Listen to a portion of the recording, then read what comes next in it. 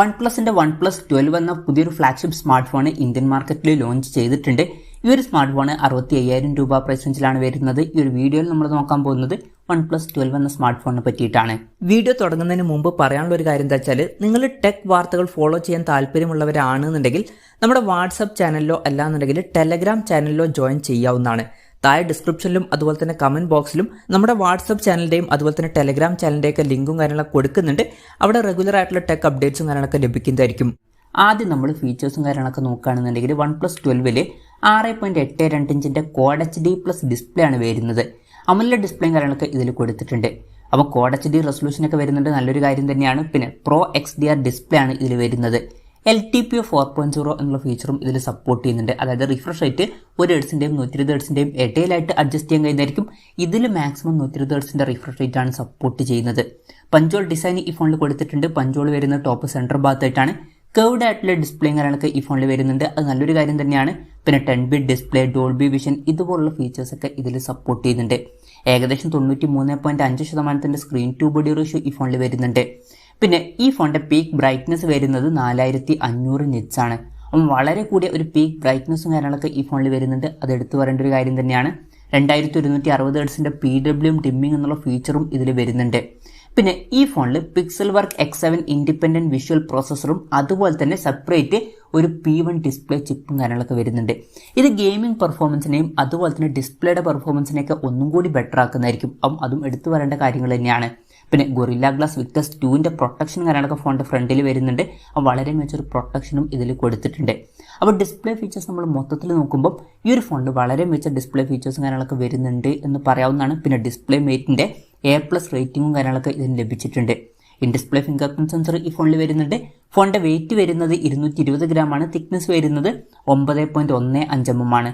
പിന്നെ IP65 rating ഇതിൽ support ചെയ്യുന്നുണ്ട്. ഫ്ലാഗ്ഷിപ്പ് ലെവലിൽ വരുന്ന സ്മാർട്ട് ഫോണാണ്. അപ്പം IP68 റേറ്റിംഗ് കൊടുത്തിരുന്നതിൽ കുറച്ചും കൂടി നന്നായനെ. പിന്നെ ഈ ഫോണിന്റെ ഫ്ലോയി എമറാൾഡ് അതുപോലെ തന്നെ സിൽക്കി ബ്ലാക്ക് എന്നീ കളർ വേരിയൻസ് ആണ് ഇപ്പം ഇന്ത്യൻ മാർക്കറ്റിൽ ലോഞ്ച് ചെയ്തിരിക്കുന്നത്. ഇനി പ്രോസസറിന്റെ കാര്യത്തിലോട്ട് വരികയാണെന്നുണ്ടെങ്കിൽ സ്നാപ്ഡ്രാഗൺ 8 Gen 3 എന്ന ഫ്ലാഗ്ഷിപ്പ് പ്രോസസർ ഇതിൽ കൊടുത്തിട്ടുണ്ട്. ഇത് സ്നാപ്ഡ്രാഗണിന്റെ ഏറ്റവും ലേറ്റസ്റ്റ് ആയിട്ടുള്ള ഫ്ലാഗ്ഷിപ്പ് പ്രോസസറാണ്. അപ്പം വളരെ മികച്ച പെർഫോമൻസും കാര്യങ്ങളൊക്കെ ഇതിൽ വരേണ്ടതാണ്. പിന്നെ 5G സപ്പോർട്ടും കാര്യങ്ങളൊക്കെ വരുന്നുണ്ട്. 13 5G ബാൻഡ്സും ഇതിൽ കൊടുത്തിട്ടുണ്ട്. ഫോണിന്റെ ബേസ് വേരിയന്റിൽ 8 GB റാമും 256 GB ഇന്റേണലാണ് വരുന്നത്. 16 GB റാമും 512 GB ഇന്റേണലുമായിട്ട് വരുന്ന ഒരു വെർഷനും വരുന്നുണ്ട്. LPDDR5Xന്റെ റാമും UFS 4.0 സ്റ്റോറേജ് ടൈപ്പും ഇതിൽ കൊടുത്തിട്ടുണ്ട്. പിന്നെ IR ബ്ലാസ്റ്റർ എന്നുള്ള ഫീച്ചർ ഈ ഫോണിൽ വരുന്നുണ്ട്. അപ്പം ഈ ഫോൺ റിമോട്ടൊക്കെ ആയിട്ട് യൂസ് ചെയ്യാൻ കഴിയുന്നതായിരിക്കും. NFC എന്നുള്ള ഫീച്ചർ ഇതിൽ സപ്പോർട്ട് ചെയ്യുന്നുണ്ട്. പിന്നെ ഫോൺ വെട്ടനീറ്റാതിരിക്കാൻ വേണ്ടിയിട്ട് dual cryo velocity VC cooling പോലുള്ള ഫീച്ചേഴ്സും കാര്യങ്ങളൊക്കെ ഇതിൽ കൊടുത്തിട്ടുണ്ട്. നല്ലൊരു കാര്യം തന്നെയാണ്. പിന്നെ സ്റ്റീരിയോ സ്പീക്കേഴ്സും കാര്യങ്ങളൊക്കെ ഈ ഫോണിൽ വരുന്നുണ്ട്. ഡോൾബി അറ്റ്മോസിന്റെ സൗണ്ടും സപ്പോർട്ട് ചെയ്യുന്നുണ്ട്. ആൻഡ്രോയിഡ് 14 ബേസ് ആയിട്ടുള്ള OxygenOS സോഫ്റ്റ്വെയർ ഈ ഫോണിൽ വരുന്നുണ്ട്. ഈ ഒരു ഫോണിൽ 4 കൊല്ലത്തെ OS അപ്ഡേറ്റും കാര്യങ്ങളൊക്കെ ലഭിക്കുന്നതായിരിക്കും. ക്യാമറയുടെ കാര്യത്തിലോട്ട് വരികയാണെന്നുണ്ടെങ്കിൽ ഫോണിന്റെ പിന്നിൽ ട്രിപ്പിൾ ക്യാമറ സെറ്റപ്പ് കൊടുത്തിട്ടുണ്ട്. 50 മെഗാ പിക്സലിന്റെ f1.6 അപ്പേഴ്സിൽ വരുന്ന സോണി LYT808ന്റെ മെയിൻ ക്യാമറ സെൻസറാണ് ഇതിൽ വരുന്നത്. വോയിസിന്റെ സപ്പോർട്ടും കാര്യങ്ങളൊക്കെ വരുന്നുണ്ട്. 48 മെഗാ പിക്സലിലെ അൾട്രാ വൈഡ് ആംഗിൾ ലെൻസ് ഈ ഫോണിൽ കൊടുത്തിട്ടുണ്ട്. ഇതിന്റെ ഫീൽഡ് ഓഫ് വ്യൂ വരുന്നത് 114 ഡിഗ്രിയാണ്. ഇത് സോണി IMX 581 സെൻസറാണ്. പിന്നെ 64 മെഗാ പിക്സലിന്റെ f2.6 അപ്പേഴ്സിൽ വരുന്ന ഒരു പെരിസ്കോപ്പ് ലെൻസും ഇതിൽ വരുന്നുണ്ട്. ഇതിൽ വോയിസിന്റെ സപ്പോർട്ടും കാര്യങ്ങളൊക്കെ വരുന്നുണ്ട്. 3x ഒപ്റ്റിക്കൽസും സപ്പോർട്ട് ചെയ്യുന്നുണ്ട്. പിന്നെ ഇത് OmniVision OV64B സെൻസറാണ്. സെൽഫി ക്യാമറയുടെ കാര്യം പറയുകയാണെന്നുണ്ടെങ്കിൽ ഫ്രണ്ടിൽ 32 മെഗാ പിക്സലിന്റെ f2.4 അപ്പേഴ്സിൽ വരുന്ന സെൽഫി ക്യാമറ ആണ് വരുന്നത്. ഇത് സോണി IMX 615ന്റെ സെൻസറാണ്. അപ്പം ഓൺ പേപ്പർ ക്യാമറ സ്പെസിഫിക്കേഷൻ നോക്കുകയാണെന്നുണ്ടെങ്കിൽ വളരെ മികച്ച ഓൺ പേപ്പർ ക്യാമറ സ്പെസിഫിക്കേഷൻ കാര്യങ്ങളൊക്കെ ഈ ഫോണിൽ വരുന്നുണ്ട് എന്ന് പറയാവുന്നതാണ്. ഇനി ബാറ്ററിയുടെ കാര്യത്തിലോട്ട് വരികയാണെന്നുണ്ടെങ്കിൽ 5400 mAhന്റെ ബാറ്ററി ഈ ഫോണിൽ വരുന്നുണ്ട്. അപ്പോൾ നല്ലൊരു ബാറ്ററി കപ്പാസിറ്റി ഇതിൽ കൊടുത്തിട്ടുണ്ട്. അതുമാത്രമല്ല 100 വാട്ടിന്റെ ഫാസ്റ്റ് ചാർജ് സപ്പോർട്ട് ചെയ്യുന്നുണ്ട്. പിന്നെ 50 വാട്ടിന്റെ വയർലെസ് ചാർജിങ് സപ്പോർട്ടും ഇതിൽ വരുന്നുണ്ട്.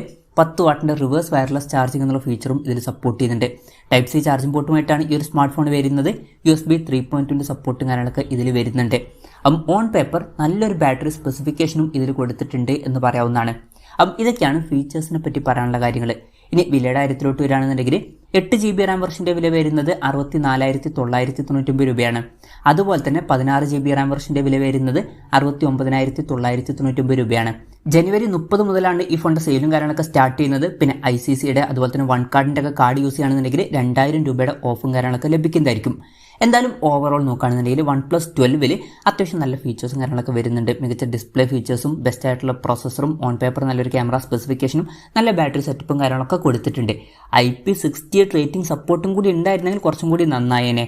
പിന്നെ പ്രൈസിങ് എങ്ങനെ ഉണ്ടെന്ന് വെച്ചാൽ അത്യാവശ്യം തരക്കേടില്ലാത്ത ഒരു പ്രൈസിംഗ് ആയിട്ടാണ് എനിക്ക് തോന്നിയിട്ടുള്ളത്. അപ്പം ഈ ഒരു പ്രൈസ് റേഞ്ചിൽ ഇത് അത്യാവശ്യം തരക്കേടില്ലാത്ത നല്ലൊരു ഫ്ലാഗ്ഷിപ്പ് ഫോണാണ് എന്നാണ് എനിക്ക് തോന്നിയിട്ടുള്ളത്. എന്തായാലും ഈ ഒരു ഫോണിനെ പറ്റിയിട്ടുള്ള നിങ്ങളുടെ അഭിപ്രായം ജസ്റ്റ് ഒന്ന് കമൻറ്റ് ചെയ്യുക.